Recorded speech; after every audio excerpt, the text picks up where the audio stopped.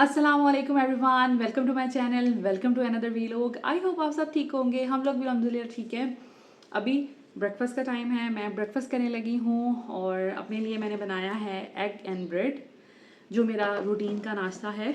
और अभी नाश्ता करूँगी और उसके बाद बहुत से काम हैं जो करने वाले हैं। लाइक आपको पता है कि हम लोग ट्रैवल करने जा रहे हैं। मैं अपनी अम्मी के घर जा रही हूँ और काफ़ी अरसे बाद। और मैं आपको पता है कि मैं पिछले दिनों काफ़ी परेशान भी रही हूँ, थोड़ी डिप्रेस भी रही हूँ। तो अब मुझे थोड़ी एक्साइटमेंट भी हो रही है कि मैं अम्मी के घर जा रही हूँ, लेकिन साथ ही साथ मुझे ऐसे लग रहा है कि अब कुछ गलत ना हो जाए, कुछ बुरा ना हो जाए।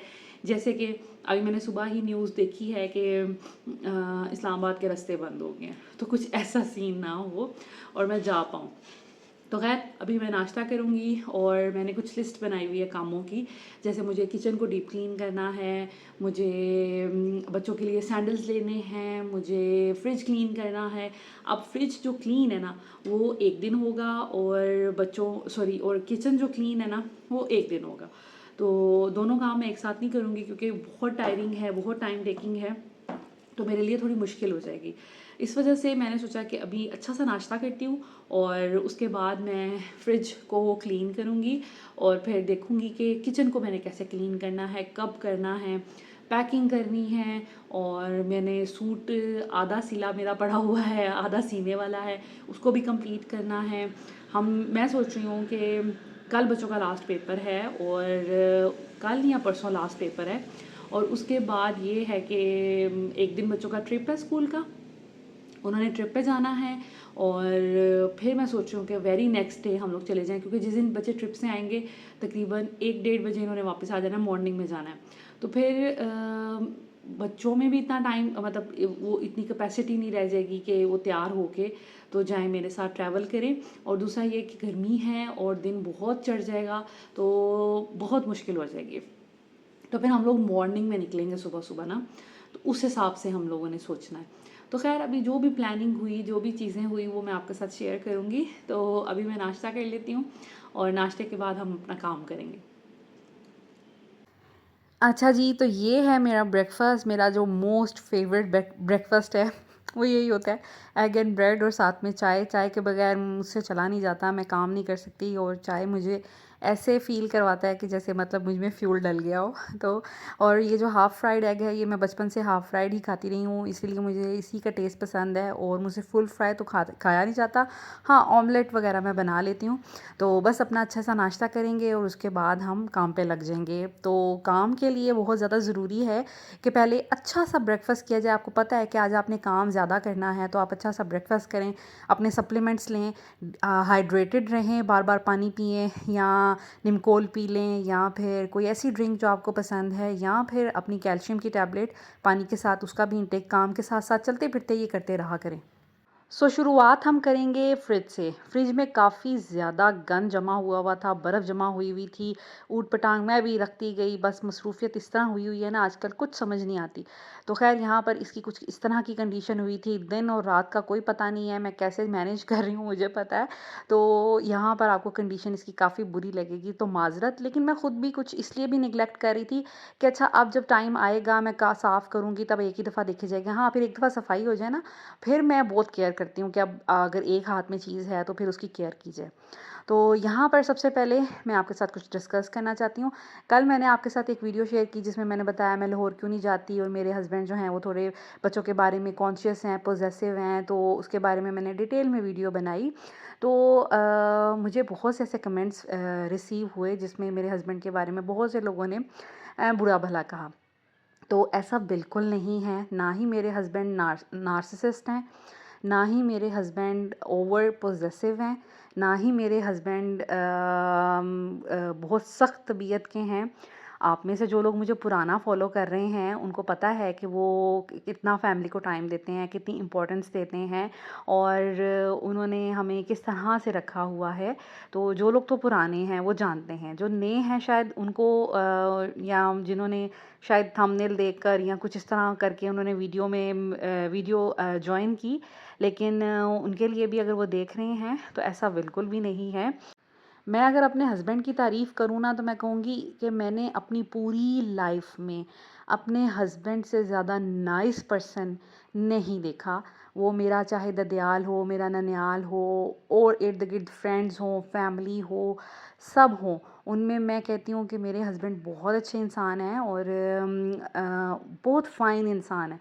जैसे उन जैसा बाप मैंने नहीं देखा, उन जैसा हस्बैंड मैंने नहीं देखा, उन जैसा बेटा मैंने नहीं देखा, उन जैसा मैंने दामाद नहीं देखा और उन जैसा भाई भी मैंने नहीं देखा। तो मतलब वो हर रिश्ते में मेरी नज़र में तो बहुत अच्छे हैं और थोड़ी बहुत गलतियाँ, थोड़ी बहुत कोताहियाँ होती हैं, लेकिन मैंने अपने हस्बैंड को पूरी लाइफ़ जब तक मतलब मैं उनको 12 साल से जानती हूँ और मैंने कभी भी उनको किसी को इंसल्ट करके नहीं देखा, किसी को बदतमीज़ी से बात करते हुए नहीं देखा और किसी के को डिसरिस्पेक्ट करते हुए नहीं देखा।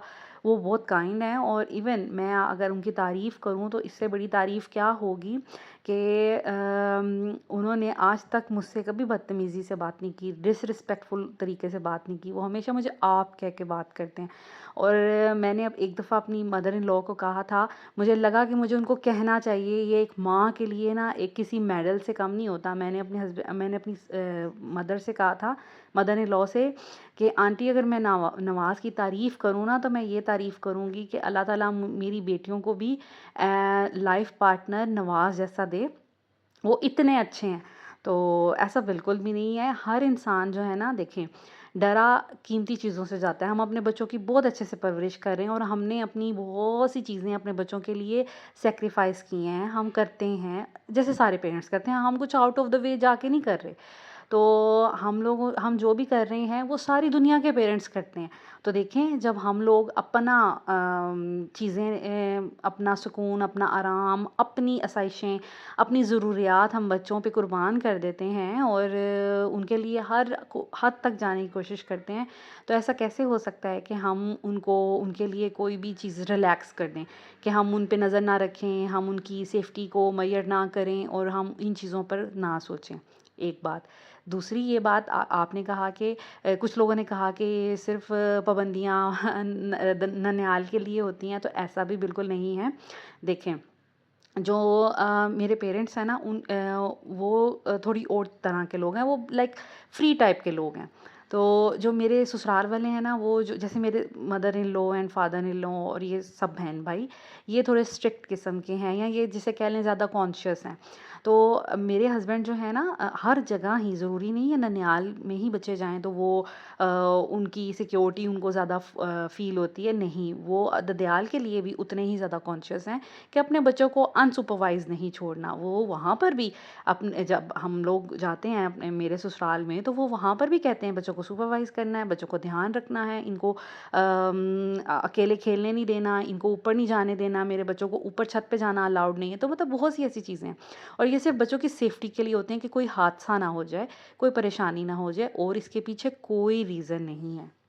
जैसा कि मेरे हस्बैंड ने सबको मना किया हुआ था, इवन अपने अब्बू को भी मना किया हुआ था कि आपने बच्चों को बाइक पे नहीं लेके जाना, क्योंकि जो मेरे फादर इन लॉ हैं, लास्ट जब कुछ मंथ्स वो काफ़ी बीमार रहते थे और बहुत कमज़ोर हो गए थे। बाइक तो वो चला लेते थे, लेकिन एक दो दफ़ा वो खुद भी बाइक से गिर चुके हैं, तो जिसकी वजह से मेरे हस्बैंड ने बिल्कुल टोटली मना किया हुआ था कि अब्बू आपने किसी बच्चे को भी, देवर के की बेटी को भी और मेरे बच्चों को भी आपने बाइक पे नहीं लेके जाना। हाँ, आप लोग पैदल चले जाएँ, बच्चे पैदल चले जाएँ तो कोई मसला नहीं है, क्योंकि बाइक आपसे अकेले से कंट्रोल नहीं होती, तो बच्चा बिठा के फिर नहीं कंट्रोल होगी। तो ये सारी चीज़ें ना मिक्स ही हैं और इसमें कोई बुरी बात नहीं है। देखें, आप किसी को मना कर दें बजाय किसी रीज़न के, या फिर कोई अच्छा सॉलिड रीज़न ना दें।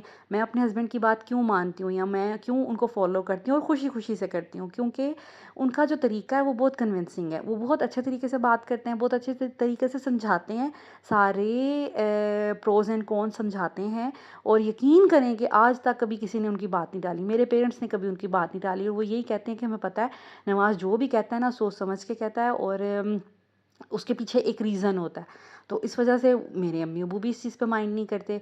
तो बात करने का ना तरीका होता है, अगर बात अच्छे तरीके से कन्वे कर दी जाए ना तो कोई किसी को एतराज़ ही नहीं होता, इसीलिए मुझे भी कोई एतराज़ नहीं है। और जहाँ तक पाबंदी की बात रही, तो आपने मेरा लाइफ़स्टाइल देखा ही होगा। आपने ये भी देखा है कि मैं सारे प्लेटफ़ॉर्म्स पे आती हूँ, मैं कभी दुपट्टा लेती हूँ, कभी नहीं लेती, और मुझे फ्रीडम है वीडियोज़ बनाने की, मुझे फ्रीडम है बोलने की, मैं कोई भी बात कर सकती हूँ, कुछ भी कह सकती हूँ, कुछ भी दिखा सकती हूँ। मुझे खुद क्योंकि पता है मेरी लिमिटेशंस क्या हैं, और ये जो मुझे आज़ादी दी है ये किसने दी है? मेरे हस्बैंड ने दी है ना। अभी वो 6 मंथ्स हो गए हैं, यहाँ पर नहीं है पाकिस्तान में। उन्हें पता है कि मैं किधर जा रही हूँ, किधर आ रही हूँ, वो पूछते नहीं हैं। मैं उनको बताती हूँ क्योंकि मुझे अच्छा लगता है उनको बताना। मैं कब आती हूँ, मैं कब जाती हूँ, मैं कहाँ जा रही हूँ, किसके साथ जा रही हूँ, मेरे हस्बैंड को सब पता होता है क्योंकि मैं उन्हें बताती हूँ। एज़ अ वाइफ़ मैं समझती हूँ कि ये मेरा फ़र्ज़ है, लेकिन उन्होंने कभी पूछा नहीं है। मैं ना भी कभी बताऊँ, वैसे ऐसे कभी हुआ नहीं, अगर मैं नहीं भी बताऊँगी वो मुझे कभी भी नहीं कहेंगे कि आपने मुझे बताया क्यों नहीं? ऐसी कोई बात नहीं है। एनीवेज़, यहाँ पर मैं करी थी क्लीनिंग, अब हम क्लीनिंग की तरफ आ जाते हैं। सबसे पहले मैंने फ्रिज साफ़ किया, फ्रिज को मैंने बंद कर दिया था नाश्ते के टाइम पे ही, पानी थोड़ा मेल्ट हो गया, बर्फ़ बहुत जमा हुई थी, मैंने बताया आपको, शायद पता है आप लोगों को कि नहीं, कुछ लोगों को पता होगा कि मेरे फ्रिज का ना डोर अच्छे से बंद नहीं हो रहा, जिसकी वजह से वो मॉइस्चर बाहर से आता है फ्रिज के अंदर, और वो पीछे बर्फ़ जम जाती है नीचे वाले हिस्से में भी काफ़ी ज़्यादा। अगर फ्रिज का डोर अच्छे से बंद ना हो तो ये प्रॉब्लम मेरा ख़्याल है फ़ेस हर किसी को करनी पड़ती है। ख़ैर जो मेरी अंडरस्टैंडिंग है। तो ख़ैर नीचे बहुत ज़्यादा बर्फ़ जम जाती है, और टेम्परेचर जो है उसका मैंने 5 पे रखा हुआ है। एक 7 पे भी रख सकते हैं, मैक्सिमम 7 है, लेकिन मैंने 5 पे रखा हुआ है, फिर भी बहुत ज़्यादा बर्फ़ जम जाती है। तो इस वज़ह से वो फिर मैंने सोचा कि जब तक मैंने पानी बॉयल किया, पानी बॉयल करके मैंने फ्रिज में रख दिया, और दरवाज़ा फ्रिज का बंद कर दें तो वो जो हीट स्टीम है ना उससे बर्फ़ पिघल जाती है। इसके अलावा कहते हैं कि मैंने करके भी देखा है, थोड़ा नीम गर्म पानी में नमक डाल दें और फ्रिज के अंदर डाल दें जहाँ पे बर्फ़ जमा हुई है, तो जल्दी क्विकली जो बर्फ़ है ना वो मेल्ट हो जाती है। तो ये तरीका मैं कर रही थी, लेकिन बर्फ़ इतनी ज़्यादा जमा हुई थी कि वो नमक वाले पानी से भी नहीं ठीक हो रही थी। तो मैंने कहा कि चलें, जितनी देर में ये पानी मैंने बॉयल करके इसमें रखा है दरवाज़ा बंद करके, और मैं उतनी देर में ये सारे कैबिनेट साफ़ कर लूँ। मैंने अपनी किचन की क्लीनिंग जो है वो रमज़ान से पहले की थी, और कैबिनेट्स के अंदर इस तरह होता है कि मैं कभी भी ऐसा नहीं होता मैं सारे कैबिनेट्स एक दफ़ा साफ़ करूँ। मैं आपको हमेशा कहती हूँ कि आप अपने घर को डेली रूटीन में आधा घंटा, 10 मिनट, 20 मिनट या एटलीस्ट 5 मिनट ही दे दें। तो मैं भी ऐसे करती हूँ, मुझे जो लगे ना कि ये कैबिनेट ऑर्गेनाइज़ नहीं है, मिसमैनेज हुआ हुआ है, या इस कैबिनेट में कोई चीज़ गिर गई, मैं उसी वक़्त साफ़ कर लेती हूँ। इसलिए ज़्यादा भी ज़रूरत नहीं पड़ती कि मैं हर महीने ही कैबिनेट खोल-खोल के अंदर से बर्तन निकाल-निकाल के साफ़ करूँ। बहुत दिनों बाद मैं ये काम कर रही हूँ, क्योंकि जो-जो कैबिनेट को ज़रूरत पड़ती है सफाई की मैं साथ-साथ कर लेती हूँ। तो आज अब मुझे लगा कि काफ़ी अरसे से मैंने ये काम नहीं किया, और वैसे भी अपनी एक सैटिस्फैक्शन के लिए मैंने सोचा कि चलें आज सब सामान बाहर निकालती हूँ और इसको साफ़ कर रही हूँ करती हूँ। जब लगी ही हुई हूँ तो क्यों ना ये मैं काम कर लूँ। तो ख़ैर अच्छा, ये जो वीडियो है ना ये 2 हिस्सों में मैंने डिवाइड कर लिया, क्योंकि वीडियो बहुत लंबी हो रही थी। तो ये जो किचन क्लीनिंग की वीडियो है ना आपको 2 पार्ट्स में मिलेगी। एक आज मैं अपलोड करूँगी, एक कल करूँगी, जिसमें मैंने कंप्लीट किचन की सफाई की है, जिसमें कैबिनेट्स के अंदर से बाहर से मैंने साफ़ किया है। सारी मैंने किचन का ये जो हुड होती है वो साफ़ की, स्टोव, टाइल्स और नीचे वाले कैबिनेट्स, इसके अलावा फ्रिज, ईच एंड एवरीथिंग, और किचन की विंडो भी। यहाँ पर जी मैंने तकरीबन हाफ़ कैबिनेट्स ऊपर वाले साफ़ कर लिए थे। अब मैंने सोचा कि जब तक मैं दूसरे हाफ़ करती हूँ, तो यहाँ पर मैं एक सॉल्यूशन बना लेती हूँ, जो कि किचन जो हुड होती है, या जो ऊपर फ़ैन होता है उसको साफ़ करने के लिए बड़ा अच्छा रहता है, जिसमें सोडा है, विनेगर है, और थोड़ा-सा लिक्विड आपका डिटर्जेंट है, या डिश वॉश सोप है। यहाँ पर मैं इसके ऊपर थोड़ा-सा उसको गिरा कर ही, मैंने बहुत पतला-सा पेस्ट नहीं बनाया, थिक सा बनाया है, और गिरा कर मैं इसको थोड़ा-सा ना रगड़ के छोड़ दूँगी। जितनी देर में मैं बाकी काम करूँगी ना, तो ये जो है ना सॉफ्ट हो जाएगा। इसके ऊपर जितनी भी ग्रीस होती है, क्योंकि इसके ऊपर तो ग्रीस होती है डेफ़िनेटली, जितनी भी ग्रीस होगी वो इसकी वजह से सॉफ्ट हो जाएगी। विनेगर एंड सोडा बहुत अच्छा क्लीनिंग एजेंट बन जाता है, और आपको बाज़ार से, अब जब से मैंने ये यूज़ किया है, मैं कोई और तरह के क्लीनर्स नहीं लेके आती। मैं हर चीज़ इसी से साफ़ करती हूँ, चाहे मैंने सोफ़ा क्लीन करना हो, चाहे मैंने कैबिनेट्स क्लीन करने हों, चाहे मैंने ये स्टोव एंड हुड क्लीन करना हो या दीवारें साफ़ करनी हो, ये 2 जो प्रोडक्ट हैं ना, ये बहुत अच्छे हैं। इससे आपके हर तरह के मसले हल हो जाते हैं। तो यहाँ पर जी मैंने उसको कर दिया था ताकि वो सॉफ्ट हो जाए। उसके बाद अब हम ये वाले कैबिनेट्स भी साफ़ कर लेंगे। मैंने कुछ ना सेटिंग्स भी चेंज की हैं, जैसे फर्स्ट कैबिनेट में ऊपर मेरे पड़े हुए थे रेसिपी जिसमें मैं ज़्यादातर सर्व करती हूँ चीज़ें, वो वाले बर्तन, तो वो निकालना रखना बहुत मुश्किल होते थे। तो समटाइम्स वो मिसमैनेज भी हो जाता था, तो मैंने उसकी जगह चेंज कर दी अपने बिल्कुल सामने। पीछे कैबिन में मैंने रख दिए हैं और उसमें मैंने वो रख दिए हैं जग, जो मुझे कभी कभी शीशे के ना मेहमानों के लिए ज़रूरत होती है, क्योंकि वो मुझे बहुत कम चाहिए होते हैं। तो फर्स्ट कैबिनेट बिल्कुल बन गया जिसमें हम सिर्फ़ और सिर्फ़ मेहमानों के लिए जग्स वग़ैरह रखेंगे और हमारी पानी की रूटीन की बॉटल्स, टम्बलर्स और इस तरह की चीज़ें।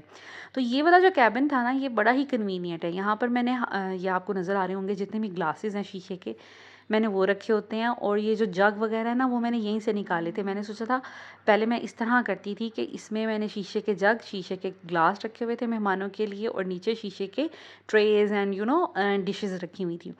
तो अभी मैंने जग्स यहाँ से उतार दिए हैं और ये वाले जो बर्तन हैं ना, मैंने यहाँ पर रख लिए हैं, ताकि अब ये मेरे हाथ के करीब होंगे तो मैं इनकी ना तरतीब नहीं ख़राब होने दूँगी, रखने आसान हो जाएँगे। वो जो दूसरा कैबिनेट है ना, वो इतना ऊँचा है कि उससे ना चीज़ें निकालना, रखना ही बहुत मुश्किल हो जाता है, तो बस फेंकने वाली बात होती है। ये मैंने काम कर दिया, और उसके साथ यहाँ पर अब ना जितने भी मेरे ग्रोसरीज़ के डिब्बे थे ना, वो मैं सेट करके रख रही थी। इसमें से जो खाली होंगे वो मैं निकाल के वॉश कर लूँगी, क्योंकि मैं ग्रोसरीज़ ना लेके नहीं आ रही थी। मुझे आइडिया था, मैंने अब जाना है लाहौर, तो इस वज़ह से मैं ना ग्रोसरीज़ नहीं ज़्यादा कर रही थी। दूसरी बात, गर्मियाँ आ रही हैं, गर्मियों में कोशिश करें कम से कम ग्रोसरीज़ इकट्ठी करें, स्पेशली ये मसाले, दालें, ज़ीरा, सौंफ और इस तरह की चीज़ें, इनमें कीड़ा लगने के चांसेस बहुत ज़्यादा होते हैं। तो कोशिश करें कि इनको ना आप कम से कम ख़रीदें, जितनी ज़रूरत है उतनी, क्योंकि आपके मसाले फिर ख़राब हो जाएँगे, और आगे बरसात के मौसम में तो चीज़ों में नमी भी आ जाती है, तो फिर चीज़ें और ख़राब हो जाती हैं। तो मैं भी गर्मियों में कोशिश मेरी होती है आटा 5 किलो का पैकेट लेके आऊँ, चावल भी 5 किलो का पैकेट लेके आऊँ, और बहुत दालें ना लूँ, जब तक डिब्बा खाली नहीं हो जाता, नई दाल नहीं लेनी। इस तरह करके मेरी कोशिश होती है कि मैं करूँ ना। तो यहाँ पर जितने भी जार्स और चीज़ें खाली हो रही थी, तो मैंने सोचा इनको निकालूँ और बाकी चीज़ों को तरतीब से करके रखूँ, और अब जो मज़ीद चीज़ें हैं, बस बेसिक मसाले गर्मियों में ख़रीदे जाएँ, वही बेटर है। तो यहाँ पर वही हो रहा था। नीचे जो है ना, अब मैंने यहाँ इस दफ़ा ना नीचे वाले सारे कैबिनेट साफ़ किए, कि मैंने यहाँ पे हाथ नहीं पहुँचता, क्योंकि ये ग्रिल लगी हुई है ना, तो मैंने क्या किया, ऊपर वाली इसकी एडजस्टेबल है, वो मैंने निकाल ली और मैंने नीचे से इसकी सफाई कर दी। बड़ी अच्छी सफाई हो गई थी। बाकी मुझे इसको कुछ छेड़ने की ज़रूरत नहीं पड़ी।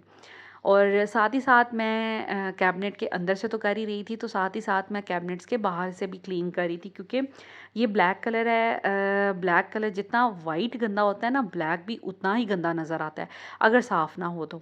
तो यहाँ पर ना जितने भी नोब्स हैं इसकी कैबिनेट्स की, इसके इर्द गिर्द ना चिकने हाथ और गंदे हाथ समटाइम्स लग जाते हैं ना, जब आप कुकिंग कर रहे होते हो, आपने कैबिनेट खोला तो हो जाता है डेली बेसिस पे, तो आप ये क्लीन नहीं कर रहे होते। खैर, कम से कम मैं नहीं क्लीन करती, मैं और क्लेम भी नहीं करती कि मैं दुनिया की सुथरी तरीन औरत हूँ। मैं एक आम हाउसवाइफ हूँ, मैंने कभी क्लेम नहीं किया कि मैं तो भाई बहुत सुथरी हूँ। तो ऑफ़ कोर्स ये काम डेली नहीं होते, कैबिनेट्स को आप बाहर से डेली साफ़ नहीं कर रहे होते।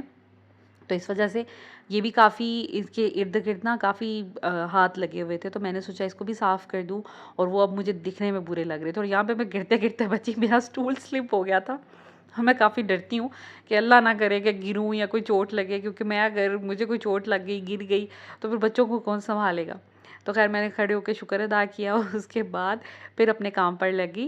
तो ये जो मैंने ऊपर इसके विनेगर एंड सोडा डाला था ना, उसकी वजह से इतना सॉफ्ट हो गया, और जो हुड है वो इतने अच्छे से क्लीन हो गई, नीट एंड क्लीन बिल्कुल हो गई थी। तो अंदर से सारे मेरे हो गए थे, अब मैं बाहर से कर रही थी ताकि ऊपर वाला काम पहले हो जाए।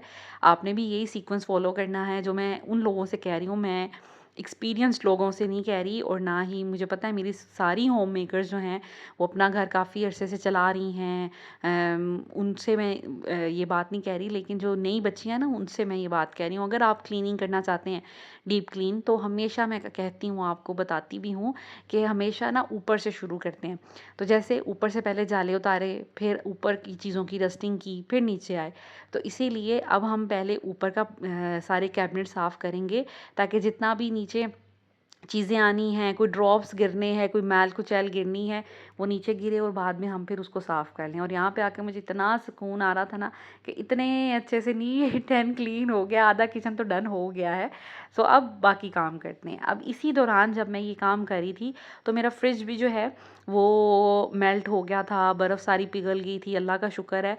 और मैंने थोड़ा नीम गर्म तेज़ पानी गर्म करके फ्रिज में रख दिया था, और वो स्टीम से वो थोड़ी बर्फ़ जो है वो मेल्ट हो गई, और उसके बाद वो पानी जब थोड़ा नॉर्मल हो गया था, फिर मैंने इसके ऊपर सारा फेंक दिया था, तो फिर बर्फ़ काफ़ी हद तक सही हो गई थी। और अब मैं इसको अच्छे से क्लीन करूँगी। अच्छा, यहाँ पर ना मेरा जो ये फ्रिज है ये तकरीबन है 10 साल पुराना होगा, 10 साढ़े 10 साल तो पुराना होगा। तो काफ़ी अच्छा ये चला, हमने बहुत घर चेंज किए, 3 से 4 घर हमने चेंज किए हैं, और शिफ्टिंग भी इसकी इसी के साथ की। अल्लाह का शुक्र है इसकी बॉडी भी ठीक रही, ये काम भी बहुत अच्छा करता रहा, मैंने कोशिश की इसकी केयर करने की। लेकिन अब ना इसका डोर की वज़ह से मैं बड़ी परेशान हूँ। तो अब मैं सोच रही हूँ कि मैं कुछ ना कुछ इसका करूँ, या तो एक दफ़ा मैं चांस दूँ और इसकी रबर वग़ैरह चेंज करवा के दूँ, लेकिन रबर का ना मसला नहीं है, मसला इसके डोर के कब्ज़े का है, जहाँ से डोर बंद होता है ना, उस कब्ज़े का मसला है। तो ख़ैर, यहाँ पर मैंने उसकी क्लीनिंग कर ली है, और आपको कहीं-कहीं फ्रिज में कुछ लाइन्स नज़र आ रही होंगी, ये लाइन्स नहीं जाती, मैं बारहा सफाई कर चुकी हूँ। और ये जो है ना, ये अब इसके जो ग्रिल है ना, उसका पेंट बहुत उतर गया है, जिसकी वजह से उस पे ज़ंग लग गया है। अब मैं ये भी सोच रही थी कि इंशाल्लाह ताला अब लाहौर से आके मैं एक कोई स्प्रे बॉटल मँगवा कर स्प्रे कर दूँगी इसकी ग्रिल के ऊपर, ताकि वो पेंट मज़ीद ना ख़राब हो, और स्प्रे की मदद से ना थोड़ा-सा एक कवर बन जाए, जिससे मज़ीद इस पे ज़ंग ना लगे। सो आज की वीडियो में मैंने ऊपर के कैबिनेट साफ़ करके दिखा दिया आपको, और फ्रिज साफ़ कर दिया। अब मैं बाकी काम तो मैंने कंटिन्यू किया, लेकिन उसको हम कल की वीडियो में आपके साथ शेयर करेंगे। फ्रिज की फ़ाइनल लुक आपको दिखा देती हूँ। बस कुछ चीज़ें थी, कुछ ग्रोसरीज़ थी जो मैंने रखी हुई थी, बाकी बहुत ज़्यादा चीज़ें मैंने नहीं रखी।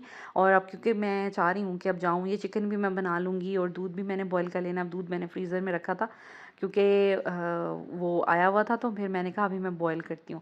सो ये है जी नीचे का कैबिनेट, और यहाँ पर भी कुछ बेसिक चीज़ें पड़ी हुई हैं, बहुत ज़्यादा नहीं, क्योंकि मैं मैक्सिमम इसको खाली करके जा रही हूँ। बंद मैं करके नहीं जाती कभी भी, फ्रिज चलता रहता है, बिल्कुल स्लो करके जाती हूँ। So this is it, thank you so much.